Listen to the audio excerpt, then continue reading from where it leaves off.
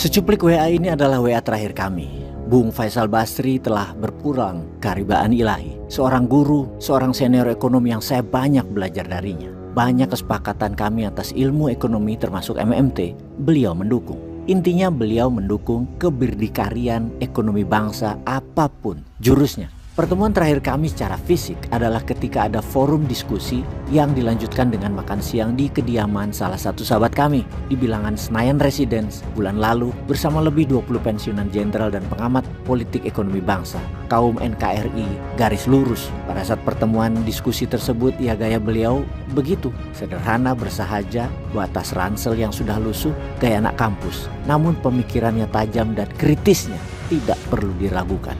Selamat jalan guru ekonomiku, respect.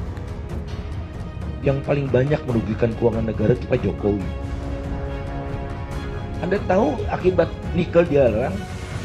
Nikel dilarang, biji nikel yang dilarang ya. Biji nikel dilarang, 95% biji nikel itu dipakai untuk perusahaan Cina. Dikasih harga kan gak ada harganya.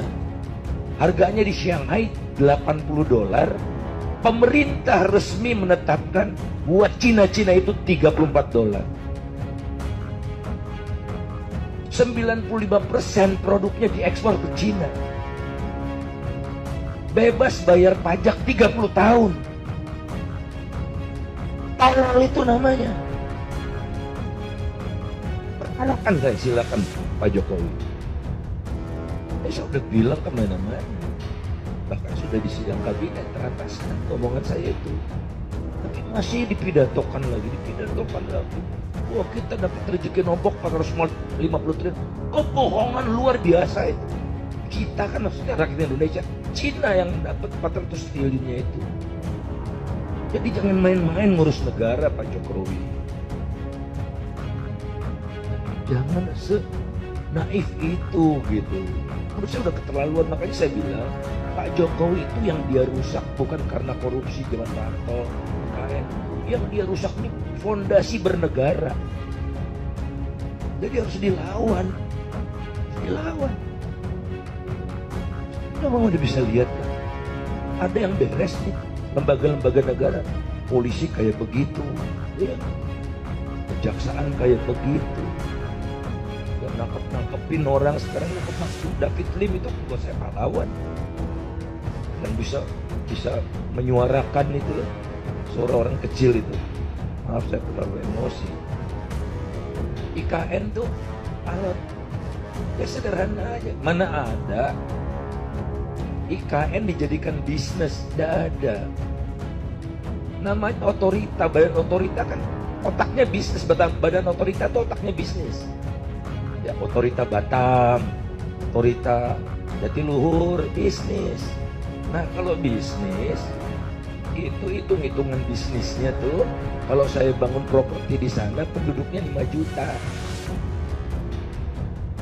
dalam 10 tahun. Nggak bisa saya bikin properti seperti Ciputra Group itu bikin properti kalau penduduknya cuma 200.000 dan PNS semua. Mau Ciputra Group bangun kalau seluruh kebutuhan pegawai negeri dia yang bangun. Itu bisnis to bisnis, sama juga badan otorita. Jadi yang mau dibangun Pak Jokowi kan bukan ibu kota sebetulnya. Pusat bisnis baru memfasilitasi hampir semua oligarki di situ. Ada Hasim Joyo Hadikusumo dapat pengadaan air, ada Sukanto Tanoto yang pembayaran tanahnya nggak tahu kapan, ada Starbucks, ada Kopi Kenangan, yang gitu-gitu aja diurus. Sahabat, kita semua tahu bahwa Bung Faisal Basri mengatakan banyak petinggi negara yang melakukan penyelundupan ekspor biji nikel, termasuk di sana ada nama Bobi Nasution. Demikian komentarnya di banyak media. Hal ini lantaran permintaan di luar negeri tinggi, namun hal tersebut dilarang, seperti narkoba. Kalau dilarang, permintaan di luar negeri ada, ya ada peluang yang namanya penyelundupan. Faisal Basri tidak segan membeberkan nama yang memiliki jabatan tinggi di Indonesia. Beliau mengatakan yang menyeludup itu menantunya Pak Jokowi, Bobi Nasution. Nama-nama tersebut didapat dari KPK karena Faisal Basri membantu KPK. Faisal Basri mengungkapkan bahwa dari kasus ini kerugian negara ditaksir mencapai ratusan triliun. Bagaimana awalnya sampai bisa terungkap adanya penyelundupan ekspor biji nikel tersebut? Faisal Basri mengerjakan PR-nya. Biji nikel adalah komoditi yang dilarang ekspor mentah, sehingga data ekspor biji nikel di Indonesia nol di tahun 2020 hingga tahun 2022. Saat melihat data tersebut, Faisal Basri tidak percaya, sehingga dia melakukan investigasi melalui ITC, International Trade Center.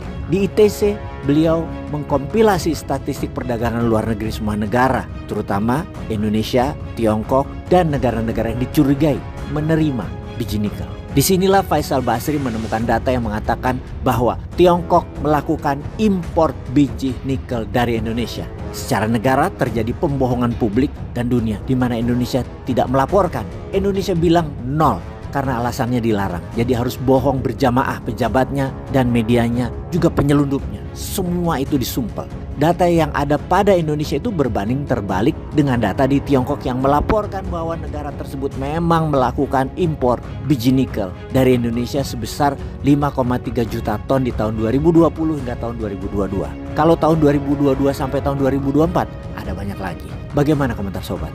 Apa masih diam saja negara kita diacak-acak oleh satu keluarga?